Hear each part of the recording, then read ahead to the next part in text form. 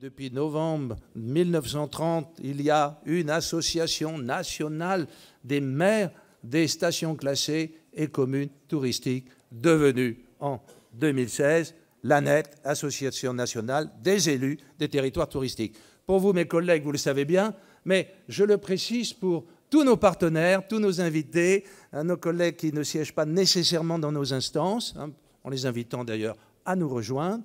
Donc nous avons 90 ans.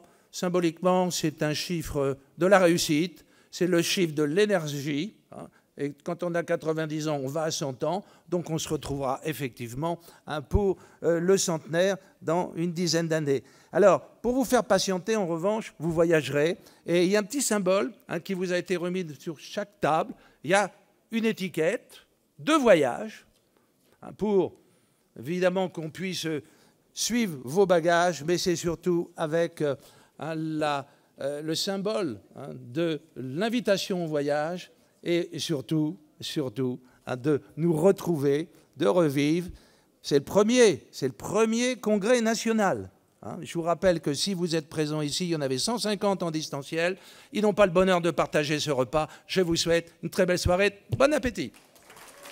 Voilà, j'appelle à mes côtés Monsieur le ministre Jean-Baptiste Lemoyne, qui va s'adresser à vous, votre secrétaire d'État au tourisme, qui va avoir ensuite l'honneur et puis un plaisir évident à remettre 2 diplômes de stations classées, les communes de Sancerre et de Calais, dans l'ordre chronologique de leur classement. Jean-Baptiste. Monsieur le Président, cher Philippe, Monsieur le Ministre, cher Joël, Mesdames et Messieurs les Présidents, parce que vous êtes nombreux à présider ici ce soir. Je pense à Christian Manteilly, notamment, président de Seigne, naturellement, qui nous accueille aussi ici. Je salue les parlementaires, qui sont également nombreux, fidèles au rendez-vous. Et mesdames et messieurs les maires, adjoints, et puis j'oublie pas tous les partenaires qui sont également ici présents. Ça fait plaisir parce que la famille est à nouveau réunie. Alors, je me souviens, on s'était retrouvés, c'était en octobre dernier, octobre 2020. La salle était un peu plus petite, on était un peu moins nombreux, c'était du coup un peu moins convivial, même si c'était très sympa de se revoir. Mais là, on sent que, voilà, ça sent bon. Ça sent bon le retour des jours heureux. Et c'est vrai que pour la grande famille du tourisme, c'est important. Et donc, je veux dire que c'est un moment que je ne voulais vraiment ne pas rater à aucun prix. C'est pour ça que j'ai un peu avancé les choses, parce que, hélas, je suis missionné pour partir demain sur le sud, du côté de la Provence. Et donc, ravi de partager ce moment avec vous. Je dois dire que le faire avec Joël, c'est également très sympa, parce que tous les deux, on fait des tournées en province. C'est un peu Chevalier à Las Palais. C'est comme ça qu'on a fait le plan Avenir Montagne. Voilà. Bon, alors, moi, j'étais prêt pour faire le Paris-Pau, tout ça. Il y en a qui ont essayé, ils ont eu des problèmes. Mais bon, Joël m'a dit qu'il a déjà parlé, donc il ne voulait pas rentrer dans ce jeu-là. On m'a dit d'ailleurs qu'il avait été brillant, ça ne m'étonne pas. Très pointu sur l'ingénierie, etc. Donc, je passe derrière, c'est très dur. Joël, vraiment, t'es pas sympa. Mais je voulais tout simplement vous dire le grand plaisir qui est le mien, celui des équipes aussi au ministère, de travailler avec vous, avec toi, Philippe, avec toute l'équipe et donc Géraldine au premier chef, cheville ouvrière également de cette action. Et l'ANET, certes, 90 ans, a su s'imposer depuis des décennies comme interlocuteur des pouvoirs publics, mais c'est encore plus vrai ces dernières années parce que eh bien, vous siégez et vous portez la voix des adhérents, que ce soit au comité interministériel pour le tourisme, que ce soit au comité de filière pour le tourisme. Donc, vous êtes dans toutes les enceintes, vous portez à chaque fois tous les combats. Monsieur le Président de Seigne, je peux vous dire que j'ai entendu parler des casinos depuis quelques mois. Les messages étaient parfaitement relayés. Et donc aujourd'hui, on se retrouve, on est à la veille du 30 juin, donc demain, on fait péter les jauges. Voilà. Demain, ça sera encore plus simple de pouvoir se retrouver dans des grandes tablées, de pouvoir retrouver ce goût d'avant. Maintenant, j'incite à garder encore un peu de prudence, un peu de vigilance. Je ne veux pas être rabat-joie, hein, franchement, ce n'est pas l'idée. Mais je pense qu'il faut garder une posture, on va dire, d'optimisme combatif. Voilà, optimisme, parce que ça y est, quand même, les réouvertures se sont faites largement depuis le 3 mai, vous vous souvenez. J'avoue et je reconnais qu'on a voulu être assez prudent. Certains diront peut-être un peu conservateur, mais on ne voulait pas remettre en cause les ouvertures parce qu'on aurait été trop vite. Voilà. Et de la même façon, pour l'ouverture des frontières et l'accueil de touristes internationaux, on a fait le choix de mettre le paquet sur l'Europe, naturellement. C'est 3/4 de notre clientèle, vous le savez mieux que quiconque.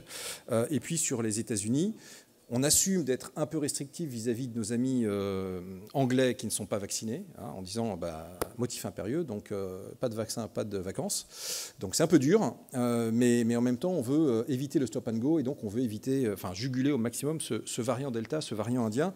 Et c'est pourquoi je parle d'optimisme combatif. Optimisme parce que je crois qu'en parlant avec les uns et les autres, on voit bien que les réservations, voilà, ça y est, ça monte en charge, ça monte en puissance.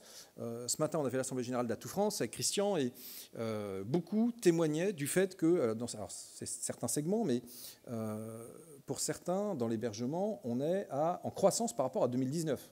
Et 2019, c'était une très belle année, hein, une année même record. Donc, il y a vraiment, je pense, cette envie de s'aérer, de s'oxygéner qui est là chez nos concitoyens. Et c'est heureux parce qu'on a quand même subi pas mal de privations. Et du coup, il y a vraiment un rebond, à mon avis, qui va se faire. Notre objectif maintenant, c'est de faire en sorte que ce rebond il soit le plus long possible, étirer la saison. Les groupes de seniors n'ont pas pu partir l'automne dernier, donc là, on va mettre le paquet. Et la campagne, d'ailleurs, qu'on mène avec vous, les destinations, avec Atout France, les régions, ceux qui comptent vraiment, où je redécouvre la France, eh bien, elle va permettre aussi de générer toutes ces prises de réservation. Chapeau d'ailleurs à l'ANET, qui je sais a fait un partenariat avec Le Bon Coin pour également promouvoir la destination France avec le hashtag cet été je visite la France qu'on avait étraîné l'année dernière, donc c'est bien, vous continuez à le pousser. Et ce qui fait que c'est un partenariat, je trouve, ANET, secrétariat d'État au tourisme, eh bien, qui fonctionne bien. Et finalement, on est heureux de souffler les bougies avec vous tous ce soir, d'autant que c'est une famille vraiment attachante, cette famille de l'ANET, alors sous ces différents acronymes, hein, mais on parlait tout à l'heure pendant le repas d'un certain nombre de figures. On parlait de Marc Francina, on parlait de Michel Lejeune, enfin, autant de personnes qui, hélas, nous ont quittés. On parlait de Léonce Després, mais qui sont des bâtisseurs de destinations touristiques et qui ont été des penseurs et des acteurs du tourisme. Et on leur doit beaucoup. Avec Joël, on a passé les dernières semaines, les derniers mois sur les routes des différents massifs français pour bâtir ce plan Avenir Montagne. Notre mantra, c'était le tourisme des 4 saisons. Le tourisme des 4 saisons, c'était Léonce Després. Et donc tout ça, ce que je veux dire, c'est qu'on n'invente rien. On est aussi des héritiers d'un certain nombre, justement, de grands anciens de l'ANET. Et donc, ce soir, qui est une soirée anniversaire, qui est une soirée joyeuse, je veux aussi avoir une pensée pour eux parce qu'on s'inscrit dans cette filiation. Je crois qu'on a les uns et les autres repris des flambeaux en étant élus maire, adjoint, conseil départemental, conseil régional, etc. Et on a à cœur de développer nos territoires. Et c'est vrai que le tourisme est un moteur formidable, créateur d'emplois, de richesses. Je crois qu'à Enghien, on le mesure encore plus qu'ailleurs, monsieur le maire. Je suis modeste, hein, voilà, c'est... Là c'est la salle annexe, en fait, hein, j'ai cru comprendre.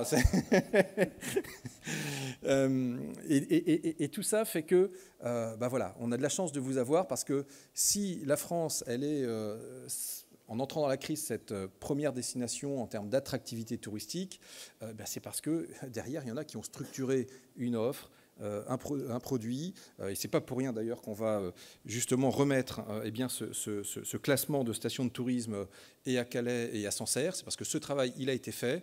D'ailleurs, on a revu ensemble ANET, DGE, ministère, toutes les conditions de classement déjà il y a quelques années. Désormais, tout ça produit ses effets, et donc c'est vraiment voilà, un grand bonheur de continuer à cheminer ensemble, cher Philippe. Et puis, alors, une bonne et une mauvaise nouvelle, hein.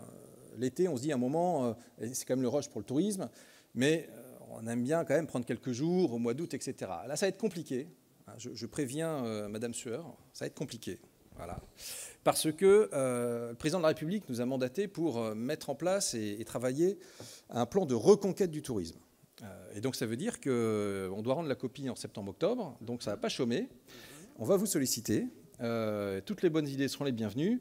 Je crois que ça montre l'intérêt que le président a pour le secteur du tourisme, parce que dès le début de la pandémie, il a souhaité agir vite et fort. Xavier en est témoin, il participe régulièrement également à toutes nos réunions, Xavier Roseraine. On a eu le plan du 14 mai, et je salue Antoine Truch qui justement représente la grande maison CDC, Banque des Territoires, et sans qui rien ne serait possible.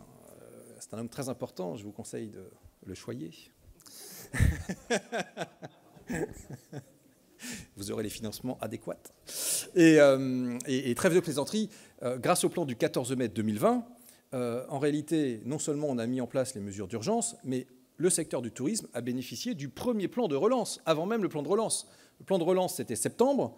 Dès le 14 mai, il y a un plan d'investissement, 3,6 milliards d'euros, et tout ça trouve à s'appliquer dans les différents segments, thermalisme, nautisme, montagne, etc. etc.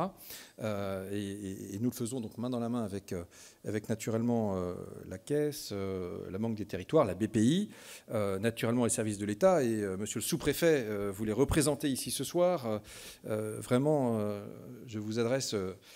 nos remerciements également parce que, voilà, avec tous vos collègues, eh bien, on les sollicite beaucoup pour pouvoir structurer là aussi des projets. L'investissement a chuté, hélas, l'année dernière de 25%. C'est le constat qui était fait. Donc on a besoin de rebondir, on a besoin de réinvestir, on a besoin d'améliorer notre offre, de la diversifier, de rester innovant. Et ce qui fait plaisir, eh bien, c'est de voir que cette offre, elle évolue. Regardez tout ce qui s'ouvre en ce moment. Alors, si on est à une encablure de Paris, Hôtel de la Marine, Collection Pinault. Demain, je vous le dis, Jean-Provence, là, il y a Rocher Mistral, qui est une sorte de nouveau Puy du Fou qui se met en place. Je sais que, par exemple, du côté des Pays de la Loire, au Clos Lucé, pareil, ils ont fait une extension pour s'adresser aux 15-25 ans avec des expériences immersives. Donc la France, elle reste, je crois, ce pays qui aussi... a l'audace créatrice en matière de tourisme. Et je crois que c'est bien le moins, parce qu'on est très attendu. On est très attendu, et en même temps... par notre statut, et en même temps, les autres ne nous attendent pas non plus, au sens où, regardez, en 30 ans, des destinations ont émergé qui n'existaient pas sur la carte avant du tourisme. Je ne sais pas vous, mais moi, ce qui m'a frappé cet hiver, c'est tous ces reportages à la télé sur les Français vont à Dubaï, les Français partent à Abu Dhabi, etc. Ce sont des destinations qui, il y a 30 ans, n'existaient pas. Et donc, on doit être conscient qu'on ne doit pas rester les deux pieds dans le même sabot, qu'on doit, du coup, effectivement, être très à l'offensive. C'est l'objet du plan de l'année dernière, et puis c'est l'objet du plan Avenir Montagne pour les territoires de montagne, pour investir. Et puis, ça sera l'objet du plan de reconquête, où là aussi, ça va être l'occasion d'aller chercher des arbitrages, des bons arbitrages, parce que c'est le président qui le souhaite. Donc, c'est toujours plus facile dans ces cas-là. Donc, je sais qu'il y a eu un petit débat tout à l'heure sur « Ah là là, mais quand est-ce qu'on aura un ministre du Tourisme ?» Je vais vous dire, le ministre du Tourisme, c'est le président de la République. Il est lui-même très investi, très engagé. Et donc, pour le secrétaire d'État, c'est facile, quoi. Voilà, donc, trêve de plaisanterie, tout ça pour dire que vraiment, les prochaines semaines et les prochains mois vont être denses, qu'il va falloir peaufiner ce plan, parce que voilà, je crois qu'on est attaché à garder l'élan qui était le nôtre. 2019, on était vraiment sur une très belle lancée. On était à 90 millions de touristes internationaux, près de 60 milliards de recettes générées. C'est considérable, même si la crise nous a aussi appris à valoriser le socle domestique et le tourisme national. Vous savez que l'été bleu, blanc, rouge, c'est devenu également un de mes mantras. Donc vraiment, c'était aussi l'occasion de valoriser le poids du tourisme par nos clientèles françaises qui ont redécouvert la France. Je pense qu'il en restera quelque chose, même si on voit que cette année, ça repart un peu plus déjà à l'étranger. D'habitude, c'est 70% en France, 30% à l'étranger. Là, ça va plutôt être 20% à l'étranger, 80% en France. Donc, on voit que ça se rééquilibre. Mais je pense que ça a été l'occasion aussi de faire redécouvrir nos destinations, de les faire vivre aussi différemment, quelque part. Et puis, le bilan de tout ça, c'est que la crise, ça a été un drame inouï, parce que Enfin voilà, c'était un drame financier, c'était un drame moral, ne pas travailler. Enfin, je veux dire, beaucoup l'ont vécu très difficilement et c'est normal. Mais cette crise, à toute chose malheur est bon, je pense qu'elle a permis une prise de conscience, une double prise de conscience. Ici on est tous acquis à la cause, il n'y a pas de problème, mais les observateurs, les médias, même dans le monde politique, tout le monde n'avait pas en tête l'importance du monde du tourisme. Et là, on a bien vu que quand le tourisme s'arrêtait, il y a beaucoup de choses qui s'arrêtaient, en amont et en aval. Dire, sans restaurant de fermé, c'est pas la même histoire pour le producteur pour écouler la viande, le vin, etc. Bon. Et en aval, je me souviens aussi les autocaristes, comment dire, tout ce qui est transport, etc. Enfin, ils étaient quand même très embêtés. Donc, il y a eu cette prise de conscience du poids du tourisme, au-delà même du poids que ça représente dans l'économie, 8 à 10%. J'ai coutume de dire, tout ça, c'est 50% en plus des moments de bonheur dans la vie. Donc, bon, voilà, il ne faut pas s'en priver. Et que, surtout, eh bien, du coup, il y a eu ce sursaut pour aller chercher les aides. Parfois, c'était des combats un peu homériques. Joël en est témoin. Monsieur le maire de Saint-Nectaire m'interpellait sur les régies qui ont été traitées dans le PLFR, mais pour la partie 2021, il me disait 2020, j'ai quand même pour 120 000 € de ma poche. Donc bon, mais à chaque fois, il a fallu aller chercher l'arbitrage. Et bon, nos amis de Bercy sont des amis, mais néanmoins, ils comptent aussi un peu les sous quand même. Et par conséquent, on est toujours content d'avoir une oreille bienveillante du côté du Premier ministre ou du Président pour pouvoir sortir les mesures. Donc, vous dire qu'il y a eu cette prise de conscience de l'importance du secteur du tourisme en général. Et puis aussi, je pense que le monde du tourisme en lui-même, il est quand même finalement divers. Et les acteurs sont très différents. Et je pense que, je parle sous le contrôle d'un jeune ancien, président Manteilly, c'est qu'auparavant, il y avait peut-être des comportements un peu plus individualistes dans le secteur du tourisme. Et là, je pense que tout le monde s'est dit, bon, bah, s'il y en a un qui morfle, tout le monde morfle. Et du coup, on s'est plus serré les coudes, globalement. Donc ça, c'est deux enseignements plutôt positifs et qu'il faut qu'on garde, y compris si le rebond se fait fortement. Il ne faut pas retrouver les comportements d'avant. Je pense qu'il faut rester très groupir, très famille, tourisme. Et puis, c'est ça qui nous fera réussir. Donc, voilà quelques mots que je voulais vous adresser, vous dire le bonheur qui est le mien de fêter ces 90 ans de la Nette. Et puis, du coup, on se donne rendez-vous dans 10 ans. Voilà, c'est Patrick Bruel qui chantait ça. On se donne donc rendez-vous. C'est en 2030 précisément, les 100 ans. Voilà, donc objectif 2030. Donc dans la même salle, tous ensemble. Je crois que c'est un bel objectif. Et puis d'ici là, on aura abattu bien du boulot, je l'espère. Donc merci à chacune et à chacun d'entre vous. Encore une fois, c'est vous qui faites cette France qui rayonne en matière de tourisme. Et puis, on va continuer à vous embêter, à vous solliciter, à prendre vos idées, vos suggestions pour travailler ce plan. Et puis, écoutez, avec ça, vive la Nette et vive la France. Nous appelons donc la ville de Sancerre, monsieur le maire, cher ami, collègue, et Calais. Le crime de l'Est Sancerre parce qu'on a été servi au Chablis. Alors, l'Iconais que je suis est heureux. Mais on s'excuse auprès des autorités locales de Sancerre pour voilà, cette maladresse, mais qui sera réparée. Le 400e, ça se fête. 400, ça c'est un très beau chiffre. On voulait fêter depuis longtemps. Et vraiment, être une station classée, c'est effectivement l'excellence qui est reconnue. Mais à Sancerre, on sait bien qu'on trinque pour saluer l'excellence. Merci, exactement. mon ami. Merci.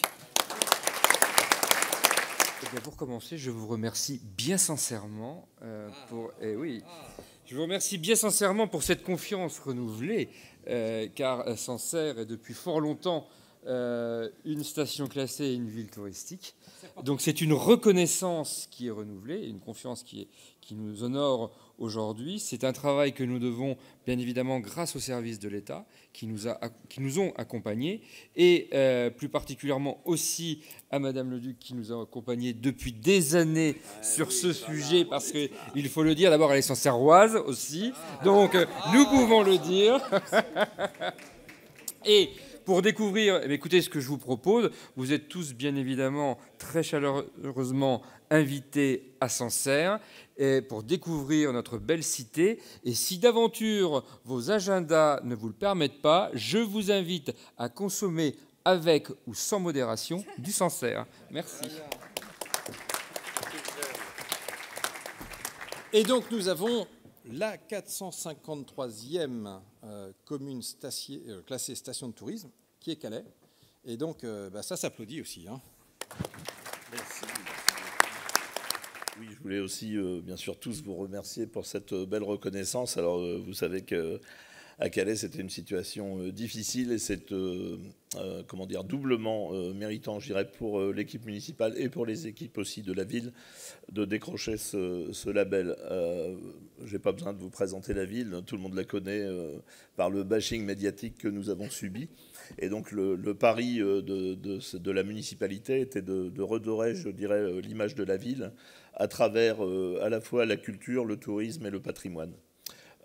C'est pour ça qu'on s'est aujourd'hui, grâce aussi surtout à l'aide de l'État et à l'aide de la région, on a bâti un grand projet qui s'articule autour d'une rénovation urbaine totale du front de mer qui aboutit.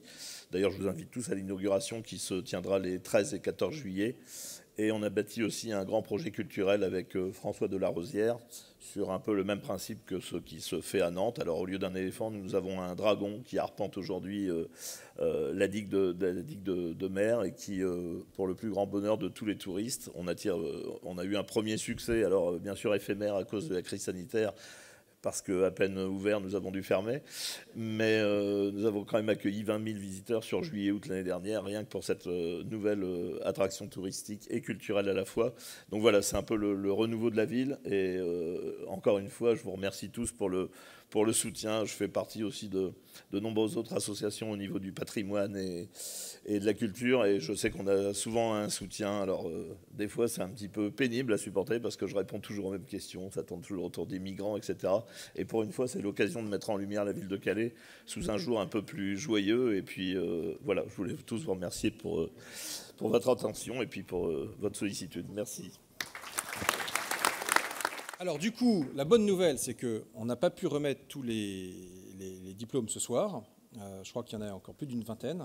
Donc ça va nous donner un bon prétexte pour vous accueillir à la Maison du Tourisme à Paris. C'est quoi la Maison du Tourisme à Paris? C'est le ministère de l'Europe des Affaires étrangères. Donc rue de la Convention, on sera heureux de vous ouvrir les portes pour bien, se retrouver à nouveau autour des élus qui se sont bougés, qui ont obtenu ou renouvelé le label.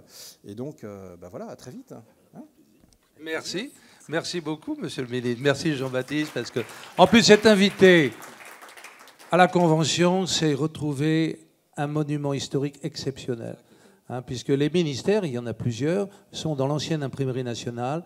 C'est donc une architecture extrêmement typée, de type presque industriel, mais les locaux sont superbes, il y a des salles magnifiques, et ça vaut bien le Quai d'Orsay. Merci beaucoup. Voilà. Donc aujourd'hui, 464 communes classées. La procédure a été simplifiée, mais elle existe toujours. Nous avons beaucoup lutté pour qu'elle soit conservée. C'est, je crois, la reconnaissance de l'excellence, la reconnaissance de l'effort. C'est très intéressant ce qui vient d'être dit sur Calais. Calais qui a connu donc son histoire très longue, mais aussi son passé industriel. C'est aussi l'entrée de la France. C'est une ville de culture aujourd'hui. Sancerre, on n'en parle pas, bien entendu.